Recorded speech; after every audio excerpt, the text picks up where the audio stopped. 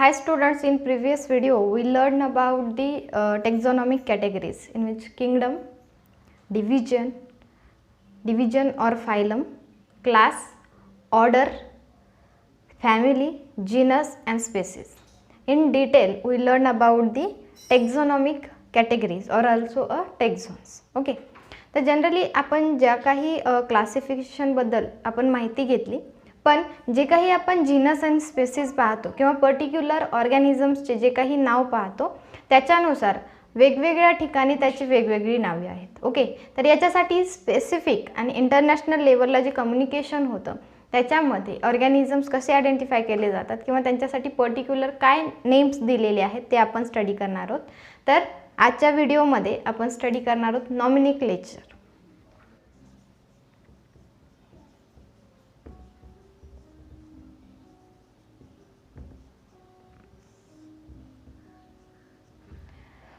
Nomenclature आता हा काय पार्ट आहे किंवा याला आपण जनरली का स्टडी करतोय, तर पर्टिक्युलरली आपल्याला माहित आहे की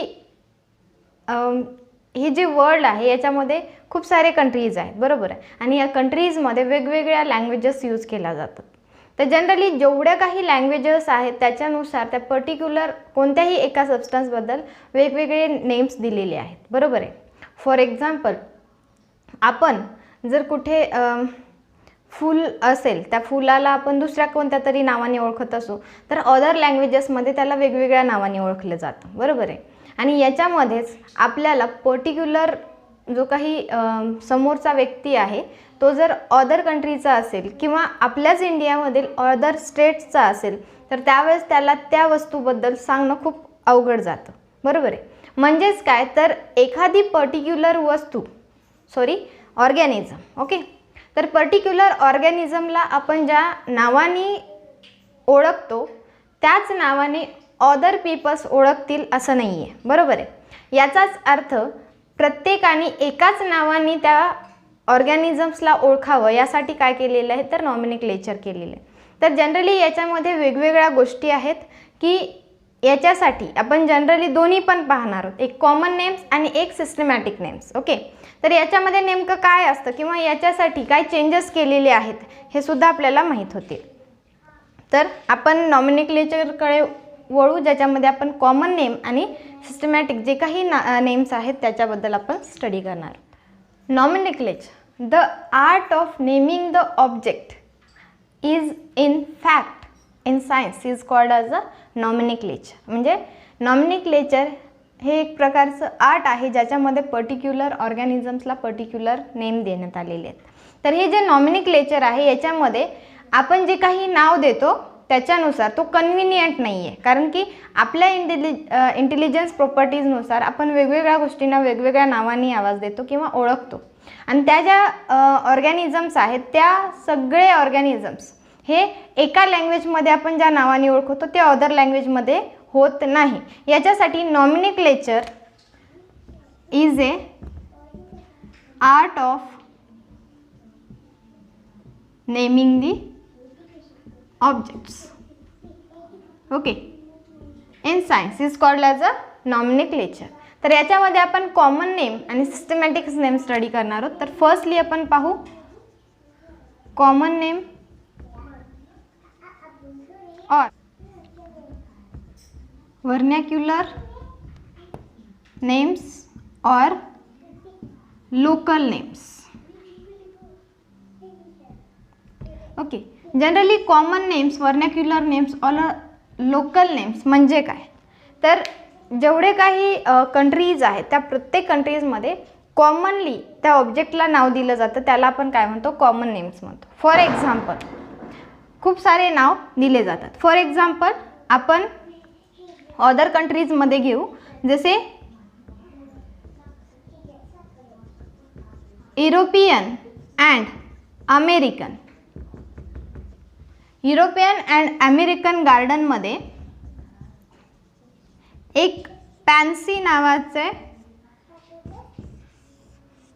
फ्लावर प्लांट आहे. ओके. फॅन्सी नावाचं फ्लावर प्लांट आहे. ओके. तर हा जो फॅन्सी आहे हा flower plant European and American गार्डनमध्ये येतो. तर या गार्डन्समध्ये पॅन्सी नावाचं जे काही प्लांट आहे याला इंग्लिशमध्ये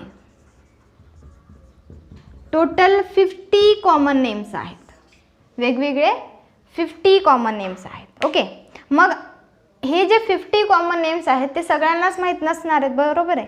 कोणाला पॅन्सी माहीत असेल, कोणाला दुसरेच नावं माहीत असतील, बरोबर आहे. तर पर्टिक्युलर प्लांट्सला ओळखण्यासाठी त्यांच्याकडे पर्टिक्युलर असं नाव नाही आहे, पण एकाच प्लांटला टोटल 50 नेम्स दिलेले आहेत.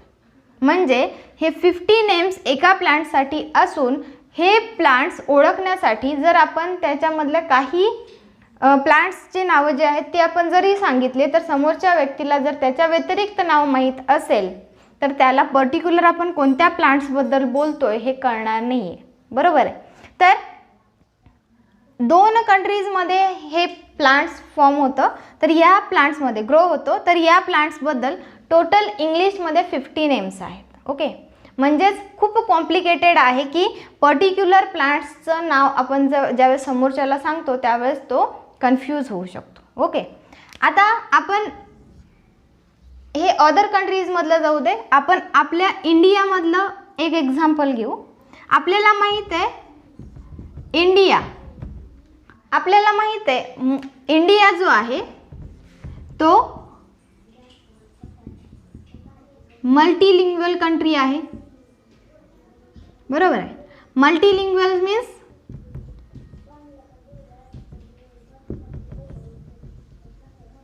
many languages talk in India.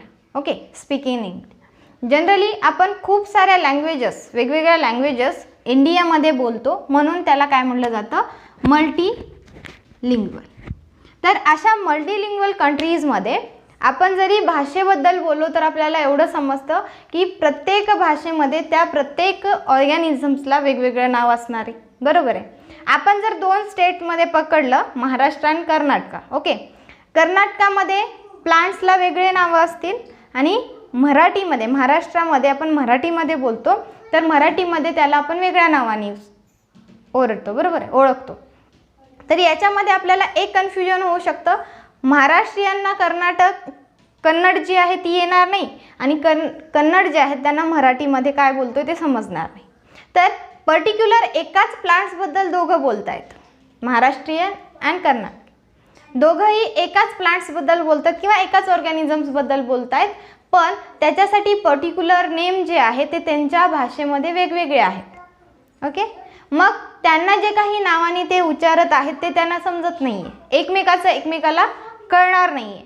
कारण की जर समजा 2 स्टेटबद्दल बोलतो तर एवढा गोंधळ आहे, तर आपल्या इंडिया कंट्रीमध्ये वेगवेगळ्या भाषा आहेत, बरोबर आहे, खूप साऱ्या भाषा बोलल्या जातात आणि ह्या सगळ्या भाषेमध्ये जर आपण त्यांना ओळखायचं म्हणलं तर कॉमन नेम्स हे खूप सारे आहेत.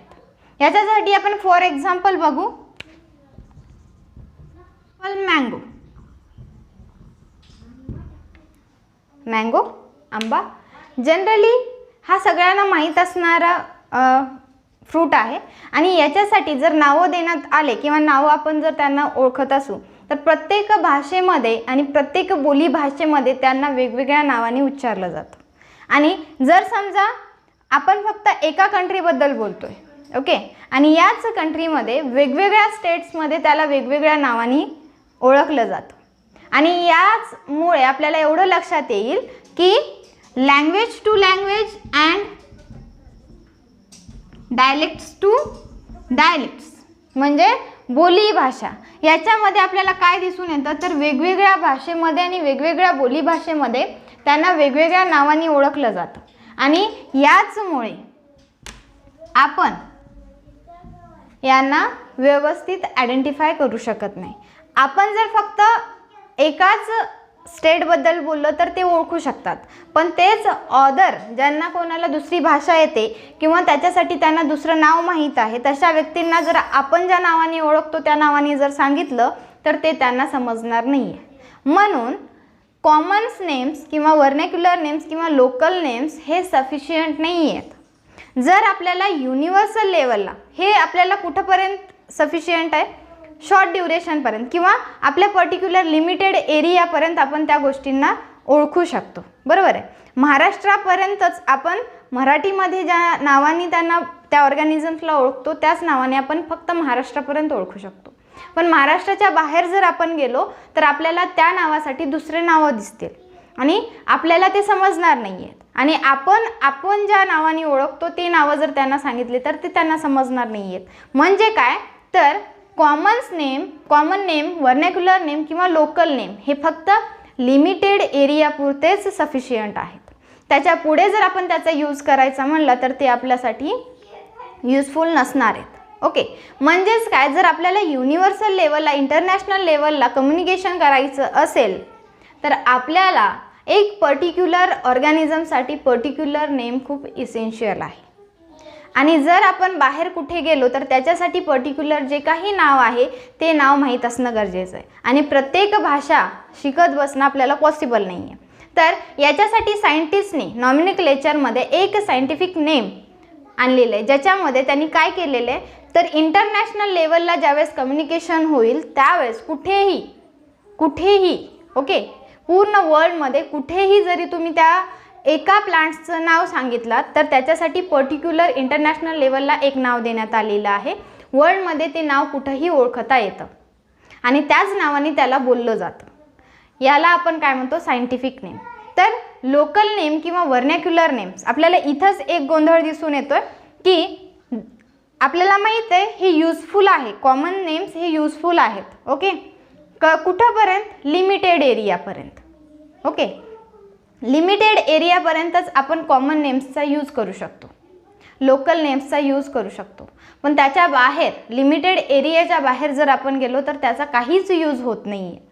त्याच्यामुळे कॉमन नेम्सपेक्षाही खूप गरजेचा असा म्हणजे पर्टिक्युलर ऑर्गॅनिझमसाठी पर्टिक्युलर नेम, जे की इंटरनॅशनल लेवलला किंवा युनिव्हर्समध्ये आपल्याला ओळखता येतील असा, ओके, वर्ल्डमध्ये आपण त्याला ओळखू शकतो असं एकच नाव देण्यात आलेलं आहे, त्याला आपण सायंटिफिक नेम म्हणतो. ओके, तर कॉमन नेम्स तुमच्या लक्षात आलं असेल, म्हणजे त्यांना वेगवेगळ्या नावाने ओळखलं जातं. आता याच्यामध्येच बघा मँगो, आपण संस्कृतमध्ये मँगोला वेगवेगळ्या नावाने वेगवेगळे नाव देण्यात आलेले आहेत. ओके, आपण लोकल नेमबद्दल बोलतोय तर संस्कृत या एकाच भाषेमध्ये संस्कृतमध्ये मँगोला टोटल 50 डिफरंट नेम्सनी ओळखलं जातं. आपल्याला माहीत आहे संस्कृतमध्ये आयुर्वेद,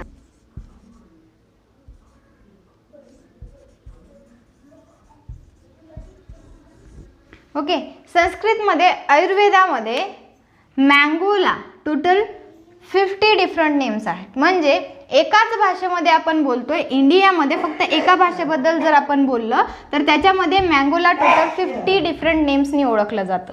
म्हणजेच काय, याच्यामध्ये आपण हे सांगू शकतो इंडिया हा मल्टीलिंग्वल आहे, म्हणजेच त्याच्यामध्ये खूप साऱ्या भाषा बोलल्या जातात इंडियामध्ये. त्याच्यामध्ये फक्त एकाच जर भाषेमध्ये 50 डिफरंट नेम्स असतील तर अदर लँग्वेजेसबद्दल, ओके, पर्टिक्युलर लँग्वेजेस आहेतच, त्यासोबत बोलीभाषासुद्धा बोलल्या जातात. तर याच्यामध्ये आपण त्याचे नावं जर काउंट केले तर ते खूप होतील आणि हे आपल्यासाठी खूप डिफिकल्ट होणार आहे. म्हणून लोकल नेम्स आणि कॉमन नेम्स आपल्याला माहीत आहेत, पर्टिक्युलर एरियामध्ये पर्टिक्युलर नावाने त्यांना ओळखलं जातं, पण त्या पर्टिक्युलर एरियाच्या बाहेर आपण त्या नावाने त्याला ओळखू शकत नाही किंवा दुसऱ्यांना त्याबद्दल सांगू शकत नाही, ते समोरचे लोक त्याबद्दल ओळखणार नाहीत. म्हणून कॉमन नेम्स आणि व्हर्नॅक्युलर नेम्स हे पर्टिक्युलर एरियापुरतेच लिमिटेड आहेत. आता यासाठी पर्टिक्युलर ऑर्गॅनिझम्सला इंटरनॅशनल लेवलला जे काही पर्टिक्युलर नाव दिलेलं आहे, ज्याच्या थ्रू पूर्ण वर्ल्डमध्ये ओळखलं जातं, त्याला काय म्हटलं जातं, सायंटिफिक नेम्स. तर आपण लोकल नेम्सच्या नंतर जो नॉमेनक्लेचरमधला मोस्ट इम्पॉर्टंट जो पार्ट आहे तो आहे scientific names.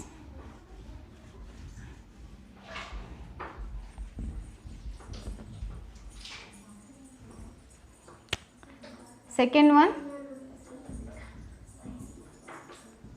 Scientific names. Scientific names generally जे काही कॉमन नेम्समुळे ज्या काही डिफिकल्टीज येतात त्याच्या बदला सायंटिफिक नेम हा खूप युजफुल ठरणार आहे. तर ज्या काही डिफिकल्टीज आपल्याला कॉमन नेम्समध्ये येत आहेत, ज्यावेळेस कम्युनिकेशन करतो त्यावेळेस आपल्याला ज्या काही प्रॉब्लेम्स येतात त्या प्रॉब्लेम्सला सॉल्व करण्यासाठी सायंटिस्टनी काय केले तर सायंटिफिक नेम्स तयार केलेत. याच्यामध्ये scientific names is systematics to provide means international communication. तर जनरली इंटरनॅशनल लेवलला ज्यावेळेस आपण कम्युनिकेशन करतो त्यावेळेस आपल्याला युजफुल ठरतील असे सायंटिफिक नेम्स त्यांनी सांगितलेले. तर सायंटिस्टनी जनरली सर्वात पहिल्यांदा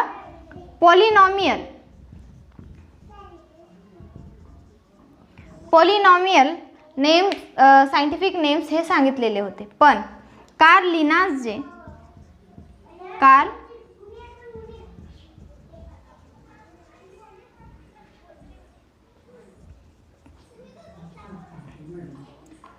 लिनासने binomial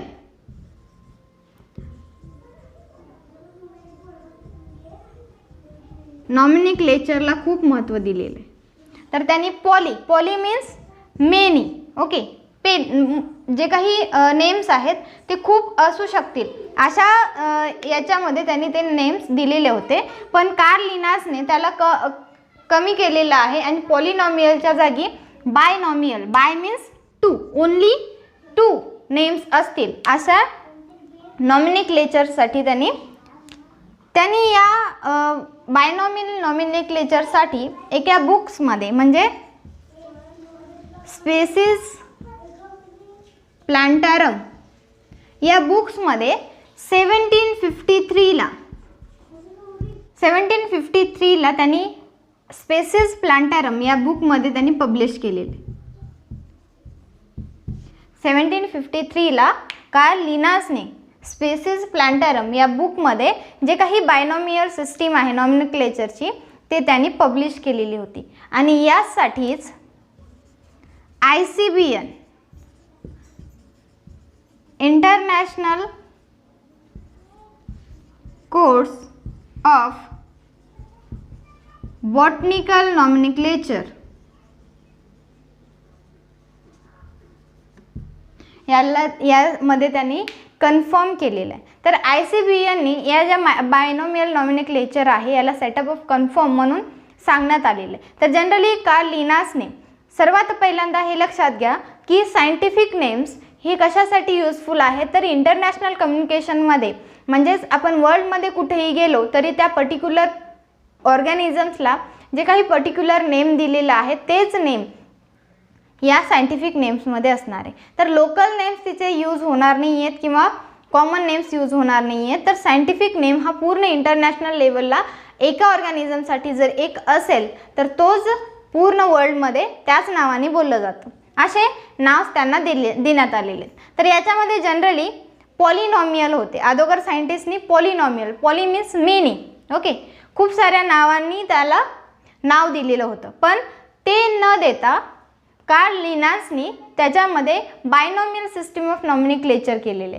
by means two, only two names are included in a binomial nomenclature. Okay, तर याच्यामध्ये जनरली कार्ल लिनासने स्पेसिस प्लांटारम याच्यामध्ये 1753ला या बुकमध्ये त्यांनी पब्लिश केलेले. ओके, आणि हे जे पब्लिश केलेलं आहे ते ICBN म्हणजे international code of botanical nomenclature यांनी त्याला कन्फर्म केलेलं आहे. तर जनरली हे काय आहे किंवा स्पेसिफिक नेम्स काय, सायंटिफिक नेम्स काय असतात. सायंटिफिक नेम हे बायनॉमियल म्हणजे दोन असणार आहेत. तर नेमकं हे काय आहेत हे आपण पाहूया.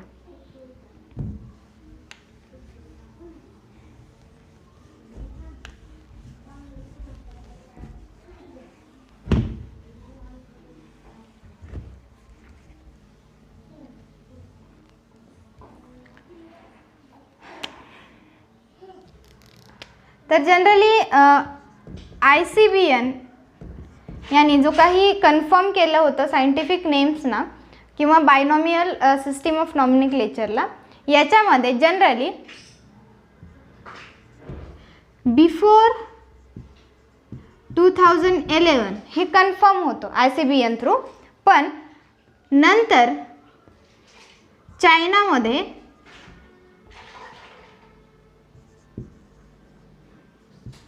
शेंझन येथे IBC इंटरनॅशनल बॉटनिकल काँग्रेस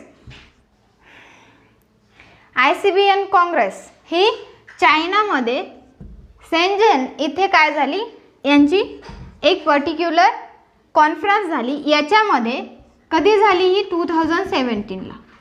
तर बिफोर 2011 ICBN थ्रू ते कन्फर्म होतं, पण 2017मध्ये चायनामध्ये शेंझन इथे IBC okay international botanical congress ही इथे कॉन्फरन्स थ्रू जे काही शेंझन आहे, तर याच्या बदल्यात त्यांना काय नाव देण्यात आलं, शेंझन कोड.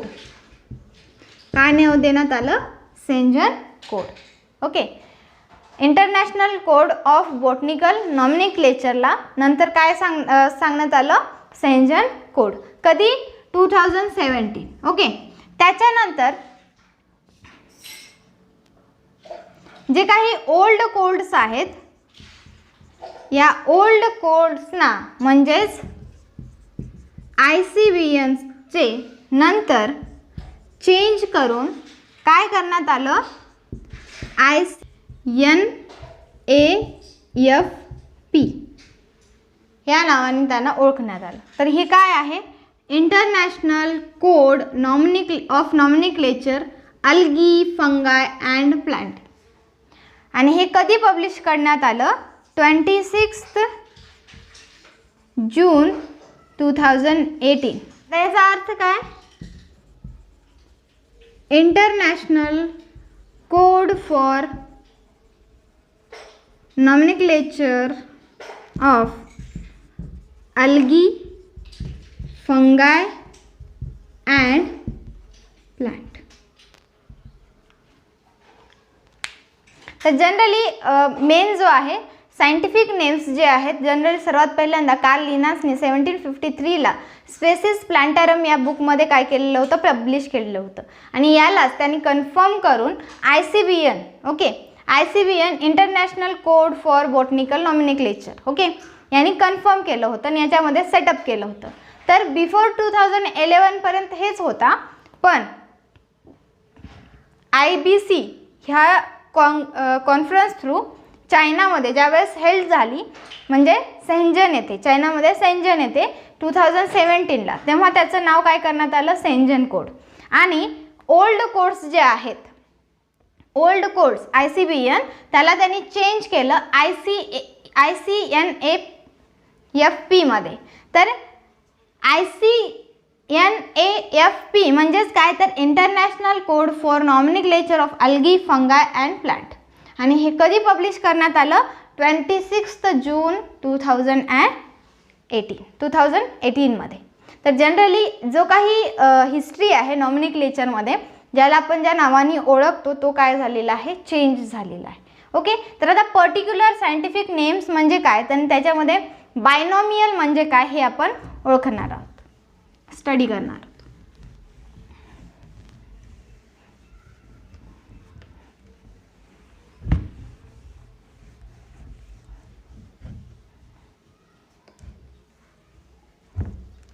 ओके, तर आपण काय सांगितलं, बायनॉमियल सिस्टीम ही कार्ल लिनासने सांगितलेली. तर बायनॉमियलमध्ये जनरली दोनच नाव तिथे लिहिण्यात येतात. जसं की आपण फॉर एक्झाम्पल सनफ्लावर,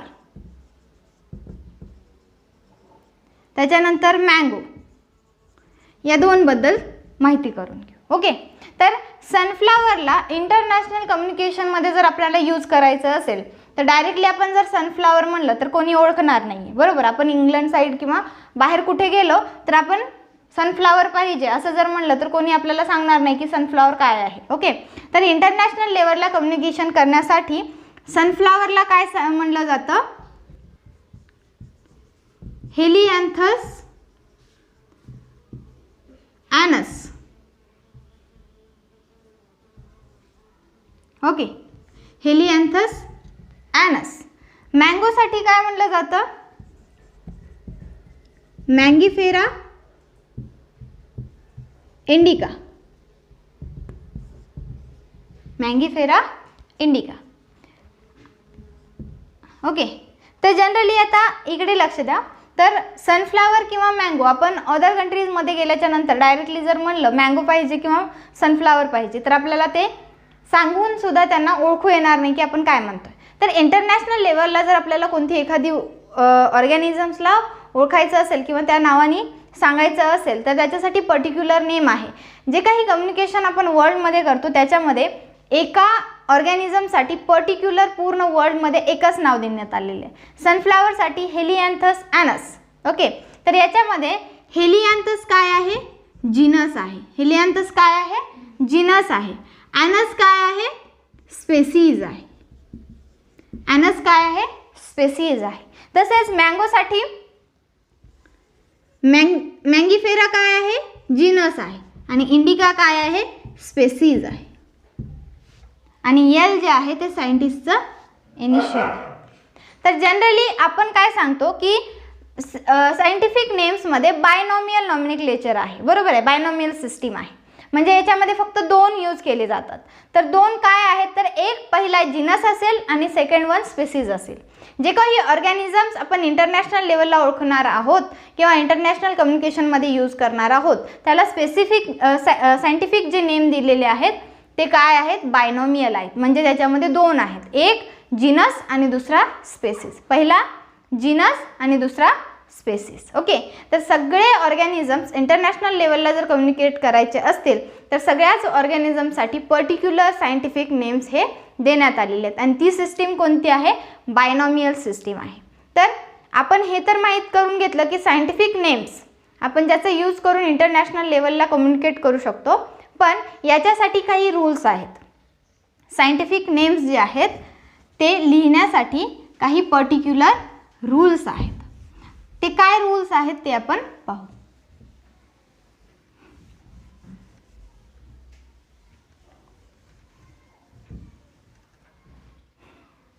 तर बायनॉमियल नॉमिनक्लेचरसाठी जे काही रूल्स आहेत ते रूल्स आपण पाहणार. तर सर्वात पहिल्यांदा ज्या काही नेम ऑर्गॅनिझमचा नेम आपण घेणार आहोत तो जो नेम आहे नेम कंपोज्ड ऑफ 2 लॅटिन और ग्रीक वर्ड्स. ओके. तर जे काही रूल्स आहे त्याच्यामधला पहिला रूल्स जे काही नाव बायनॉमियल नॉमिनक्लेचर रूल्स कशासाठी आहेत? बायनॉमियल सिस्टीमसाठी आहेत. ओके. तर याच्यामध्ये जनरली बायनॉमियल सिस्टीममध्ये जो पहिला रूल आहे की जे काही नेम आपण लिहिणार आहोत ते नेम एक तर लॅटिनमध्ये असतील किंवा ग्रीकमध्ये असतील. या 2 लँग्वेजेसमध्ये एक तर लॅटिनमध्ये असेल किंवा ग्रीकमध्ये असेल. जे काही 2 नाव आपण लिहिणार आहोत ते एक तर लॅटिनमध्ये असेल किंवा ग्रीक या वर्ड्समध्ये असेल. सेकंड रूल तर याच्यामध्ये जे काही 2 नेम्स किंवा 2 वर्ड्स आपण यूज करणार आहोत त्याच्यामधला फर्स्ट वर्ड काय असणार आहे? जेनेरिक और जीनस और सेकंड असणार आहे स्पेसिफिक. ओके. स्पेसिस. ओके. तर सेकंड रूल आपल्यासाठी हा आहे की जो काही जेनेरिक नेम आहे तो नाऊन असतो. सिंपल नाऊन असतो. आणि जो काही जेनेरिक नेम आहे तो फर्स्ट येतो. सर्वात पहिल्यांदा आपण काय लिहितो? जेनेरिक नेम लिहितो. आणि त्याच्यानंतर जे काही जेनेरिक नेम आहे त्याचं फर्स्ट लेटर जे आहे ते आपण कसं लिहिणार आहेत? कॅपिटल. कसं लिहिणार आहे? कॅपिटल. सेकंड रूल खूप सोपा आहे. एक लक्षात घ्या. फर्स्ट रूल आपण सांगितलं की जे काही नाव लिहिणार आहोत बायनॉमियल म्हणजे 2 वर्ड्सचं त्याच्यामध्ये 2 वर्ड्स जे आहेत एक तर लॅटिन असतील किंवा ग्रीक असतील. ओके. आणि ते जे 2 वर्ड्स आहेत त्याच्यामध्ये पहिला जीनस असणार आहे आणि दुसरा स्पेसीज असणार आहे. ओके. हे झाला फर्स्ट रूल. त्याच्यानंतर सेकंड रूल काय आहे? तर जो काही जेनेरिक वर्ड आहे किंवा जीनस आहे तो सर्वात पहिल्यांदा येणार आहे आणि तो सिंपल नाऊन असणार आहे. तो सर्वात पहिल्यांदा आपण राईट डाऊन करणार आहे आणि त्याच्यामधला फर्स्ट लेटर जो आहे तो आपण काय लिहिणार आहे, कॅपिटल लिहिणार आहे. ओके. त्याच्यानंतर थर्ड रूल, याच्यामध्ये जे काही स्पेसिस नेम आहे, ओके, ते जेनेरिकच्या नंतर येणार आहे. ओके. अगोदर आपण ही काय आहे, स्पेसिस नेम जे आहे ते डिस्क्रिप्टिव्ह ॲडजेक्टिव्ह असणार आहे. ओके. आणि ते आपण कधी लिहिणार आहे, जेनेरिकच्या नंतर. ओके. After genus. आणि त्याच्यानंतर जे लिहत असताना त्याचा जो काही फर्स्ट लेटर आहे तो आपण कशापासून स्टार्ट करणार आहे, स्मॉल लेटरपासून. कशापासून, स्मॉल लेटरपासून. ओके. आता याच्यामध्ये मी इथे एक्झाम्पल लिहिते, तुम्हाला लक्षात येईल. आपण जो काही सनफ्लावर घेतला होता, ओके, हेलियांथस ॲनस, हेलियांथस ॲनस, बरोबर आहे. तर याच्यामध्ये आपण दोन वर्ड्स यूज केले. सनफ्लावरसाठीचा बायनॉमियल आहे, म्हणजे 2 लेटर्स घेतले ज्याच्यामध्ये हे लॅटिन वर्ड्स आहेत. ओके. आता याच्यामध्ये फर्स्ट जो आहे तो जीनस आहे, सेकंड वन जो आहे तो स्पेसिस आहे. तर याच्यामध्ये जीनस जेनेरिक सिंपल नाऊन आहे आणि तो सर्वात पहिल्यांदा आपण घेतला आणि त्याचा फर्स्ट लेटर जो आहे एच हा आपण काय लिहिला, कॅपिटल लिहिला. Okay. Second rule. Third rule, species. हा स्पेसिस आहे. तर जनरली हा डिस्क्रिप्टिव्ह ॲडजेक्टिव्ह असतो. स्पेसिस हा ॲडजेक्टिव्ह आहे आणि तो आफ्टर जीनस कधी लिहितो आपण, जीनसच्या नंतर लिहितो आणि त्याचा जो फर्स्ट लेटर आहे तो आपण स्मॉल लेटरमध्ये लिहितो. ओके. त्याच्यानंतर फोर्थ रूल, जे काही सायंटिफिक नेम्स आपण लिहितो त्याच्यामध्ये एकतर हँडरिटन जर असतील तर जीनस आणि स्पेसिसला सेपरेटली काय केलं पाहिजे, अंडरलाईन केलं पाहिजे. काय केलं पाहिजे, अंडरलाईन केलं पाहिजे. आणि जर आपण ते प्रिंट करत आहोत, प्रिंटेड जर असतील तर ते कशामध्ये असतील, इटॅलिकमध्ये असतील. कसे असतील, इटॅलिकमध्ये असतील. बुकमध्ये ज्यावेळेस तुम्ही जे काही सायंटिफिक नेम्स पाहता ते इटॅलिकमध्ये असतात कारण की ते प्रिंटेड आहेत. ओके. पण इथे जे मी लिहिले ते हँड रिटन आहे, म्हणजे आपल्याला काय केलं पाहिजे, याच्या खाली सेपरेटली अंडरलाईन केलं पाहिजे. फोर्थ रूल, याच्यामध्ये काय सांगितलेले, जे काही सायंटिफिक नेम्स जे आहेत जर हँडरिटन असतील तर सेपरेटली जीनस आणि स्पेसिसला काय केलं पाहिजे, अंडरलाईन केलं पाहिजे. हे मस्ट आहे. ओके. आणि सेकंड, जर प्रिंटेड असेल तर ते इटॅलिकमध्ये लिहिलं जातं. ओके. त्याच्यानंतर फिफ्थ रूल, जे काही सायंटिफिक नेम्स आहेत त्याच्यामध्ये जीनस ऑर स्पेसिस ज्यावेळेस आपण लिहितो त्याच्यामध्ये ते कधीही 3 लेटरपेक्षा कमी नसावेत आणि less than 3 letters and more than 13 letters. तर काय फिफ्थ जो आहे 30 आहे का 13 आहे, 13.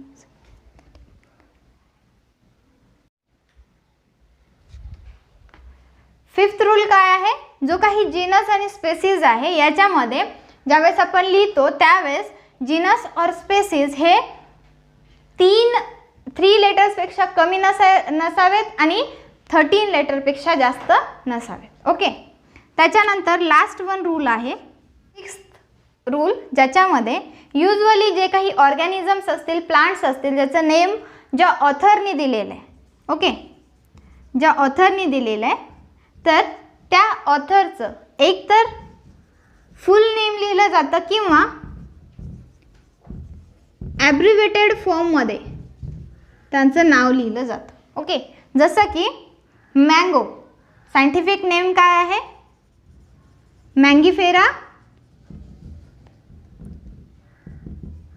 इंडिका. ओके. आणि याच्या पुढे आपण L डॉट लिहितो. L means Linnaeus. हे नाव कोणत्या ऑथरने दिलेलं आहे? लिनांजस. ओके, म्हणून एल एक तर त्याचं फुल नेम लिहिलं जातं किंवा ॲब्रिव्हेटेड फॉर्ममध्ये ते नाव लिहिलं जातं. ओके, तर जनरली आपण सायंटिफिक नेम किंवा नॉमिनिक्लेचर आपण कशाला म्हणतो हे पहिलं, ज्याच्यामध्ये कॉमन नेम्स आणि सायंटिफिक नेम्स दोन आहेत. Common names generally language to language काय होत चाललेले त्यांना खूप सारे नाव देण्यात येतात आणि ते जे नाव आहे पर्टिक्युलर लिमिटेड एरियापर्यंत आपण कॉमन नेम्स किंवा लोकल नेम्स यूज करू शकतो. पण हे जे प्रॉब्लेम्स क्रिएट होत चाललेले आहेत, आपण ज्यावेळेस इंटरनॅशनल लेवलला कम्युनिकेशन करतो त्यावेळेस हे युजफुल नाही आहेत. तर त्याच्यासाठी सायंटिस्टनी काय केलेले, सायंटिफिक नेम्स हे तयार केलेले आहेत. याच्यामध्ये आपण काय पाहिलं, जे काही सायंटिफिक नेम्स आहेत त्याच्यामध्ये अगोदर पॉलिनॉमियल होते, म्हणजे खूप सारे नाव यूज केले जायचे. पण त्याच्या जागी त्यांनी कार्ल लिनांजसनी काय केलेले, बायनॉमियल सिस्टीम आणलेली आहे. नॉमिनिक्लेचरमध्ये बायनॉमियल म्हणजे ओन्ली 2 नेम्स. तर बायनॉमियल नॉमिनिक्लेचरमध्ये लिनांजसनी स्पेसीज प्लांटरम या बुकमध्ये काय केलेलं आहे, पूर्ण जे काही नेम्स आहेत ते पब्लिश केलेले. आणि हे जे पब्लिश केलेले नेम्स आहेत याला ICBN थ्रू सेटअपमध्ये कन्फर्म केलं होतं. Okay, international code for botanical nomenclature. आणि याच्यामध्ये ज्यावेळेस कन्फर्म झाले, पण त्याच्यानंतर ज्यावेळेस बिफोर 2011 जेव्हा ICBN हा सेटअप कन्फर्म होता, पण 2017ला चायनामध्ये शेंझेन येथे ज्यावेळेस IBC इंटरनॅशनल बॉटनिकल काँग्रेस ही ज्यावेळेस कॉन्फरन्स झाली त्यावेळेस त्याला नाव काय देण्यात आलं, शेंझेन कोड. आणि ज्यावेळेस हे शेंझेन कोड आहेत त्याच्यामध्ये जे काही ओल्ड नॉमिनिक्लेचर आहे, ओल्ड कोड्स आहेत त्यांना काय करण्यात आलं, चेंज करण्यात आलं आणि तिथे देण्यात आलं ICNAFP म्हणजेच international code for nomenclature algae फंगाय and Plantae या नावाने पब्लिश झालं 26 जून 2018 मध्ये. ओके, तर जे काही बायनॉमियल नॉमिनिक्लेचर आहे, बायनॉमियल सिस्टीम आहे नॉमिनिक्लेचरमध्ये, आपण त्याच्यामध्ये काय पाहिलं तर 2च नावाने त्याला लिहिलं जातं. कोणत्याही ऑर्गॅनिझम्सला इंटरनॅशनल लेवलला कम्युनिकेट करण्यासाठी जो युजफुल असा बायनॉमियल सिस्टीम आहे, याच्यामध्ये आपण काय पाहिलं तर सनफ्लॉवर. याच्यासाठी आपण एक्झाम्पल पाहिलं हेलियांथस ॲनस. ओके, हेलियांथस ॲनस याच्या थ्रू त्याला ओळखलं जातं. हेलियांथस ॲनस काय आहे तर फर्स्ट लेटर हा जीनस आहे आणि सेकंड लेटर हा स्पेसीज आहे. ओके, आता याच्यामध्ये आपण जो काही बायनॉमियल सिस्टीम आहे याच्यामध्ये आपण काय पाहतो तर वेगवेगळे रूल्स पाहतोय. Binomial system of nomenclature generally काय करते तर काही रूल्सना फॉलो करते. तर हे रूल्स काय आहेत, या रूल्स थ्रू तुम्हाला बायनॉमियल नॉमिनिक्लेचर आयडेंटिफाय करता येऊ शकतं आणि त्याचबरोबर तुम्हाला याच्यावरती क्वेश्चनसुद्धा विचारले जाऊ शकतात. आणि खूप महत्त्वाचं म्हणजे तुम्ही सुद्धा बायनॉमियल नॉमिनिक्लेचर लिहिण्यासाठी तुम्हाला जो काही मेन रूल्स आहेत ते सुद्धा माहीत होतील. तर सर्वात पहिला रूल आहे name composed of 2 Latin or a Greek words. आपण आता सांगितलं बायनॉमियल मीन्स 2 वर्ड्स. ओके, तर 2 वर्ड्सनी तो बनलेला आहे. तर याच्यामध्ये 2 वर्ड्स, एक तर पहिला असणारे जीनस आणि दुसरा असणारे स्पेसीस. ओके, तर हे जे 2 वर्ड्स आहेत ते एक तर लॅटिनमध्ये असतील किंवा ग्रीकमध्ये असतील. सेकंड, याच्यामध्ये जो काही पहिला जीनस आहे जेनेरिक नेम, जनरली हा सिंपल नाऊन असतो, तो सर्वात पहिल्यांदा लिहिला जातो आणि त्याचा फर्स्ट लेटर जो आहे तो कॅपिटल लेटरनी स्टार्ट करतात. थर्ड रूल, जो काही सेकंड आहे स्पेसीस.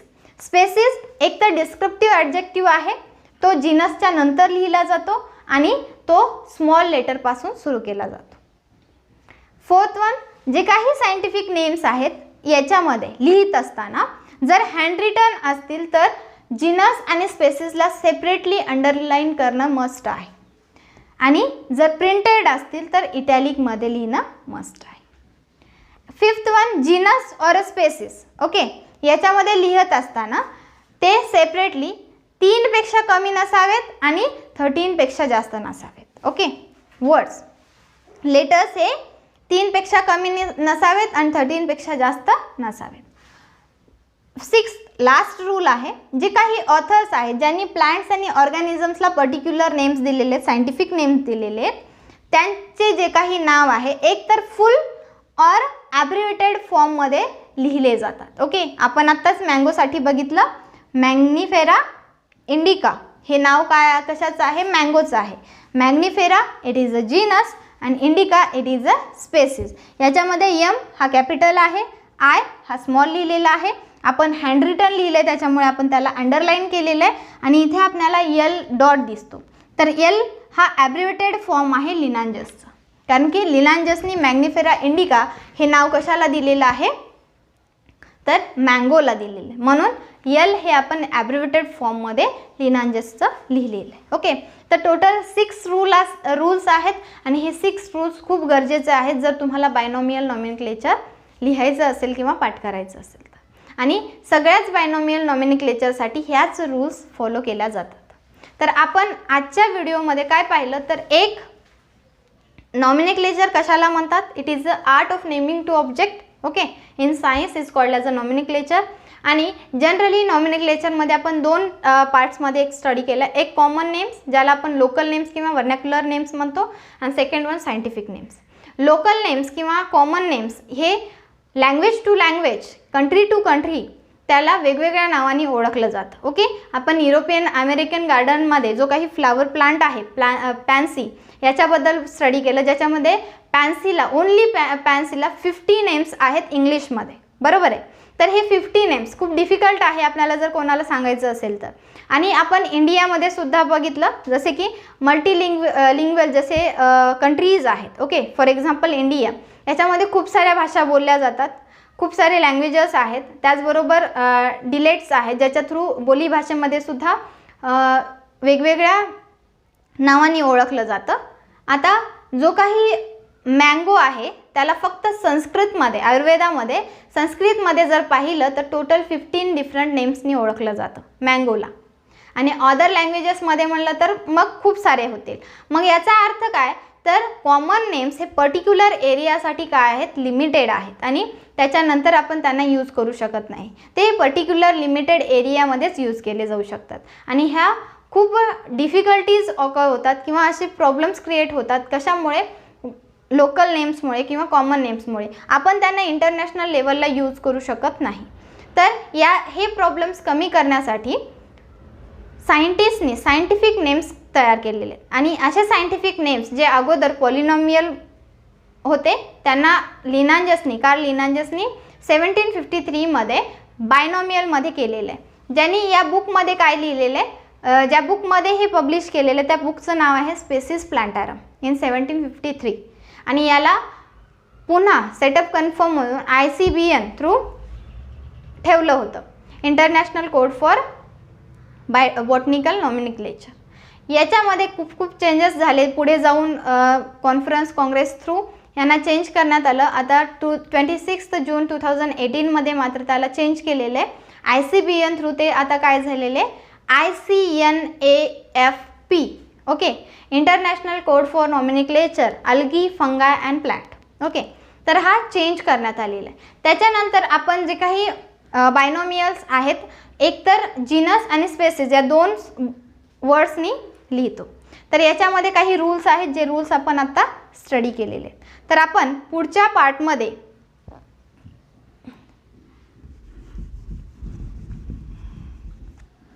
पुढच्या व्हिडिओमध्ये आपण काय स्टडी करणार आहोत, तर जो काही विटेकर आहे, विटेकरनी जी काही 5 किंगडम सिस्टीम सांगितलेली आहे, 5 किंगडम सिस्टीम्स याच्यामध्ये फर्स्टली त्यांनी सांगितले Monera, second Protista, third Fungi, fourth Plantae and fifth one is a Animalia. तर जे काही 5 किंगडम सिस्टीम ही विटेकरनी सांगितलेली आहे ती 1 बाय 1 आपण स्टडी करणार आहोत. तर आपण पुढच्या व्हिडिओमध्ये विटेकरची जी काही 5 किंगडम सिस्टीम आहे याच्यामध्ये फर्स्टली आपण मोनेराबद्दल स्टडी करूया. मोनेरा काय आहे, त्याच्यामध्ये काय काय क्लासिफिकेशन आहे किंवा त्याच्यामध्ये इन्क्लूड कोणते ऑर्गॅनिझम्स येतात हे आपण मोनेरामध्ये स्टडी करणार. तर आपण पुढच्या व्हिडिओमध्ये मोनेरा याबद्दल स्टडी करू.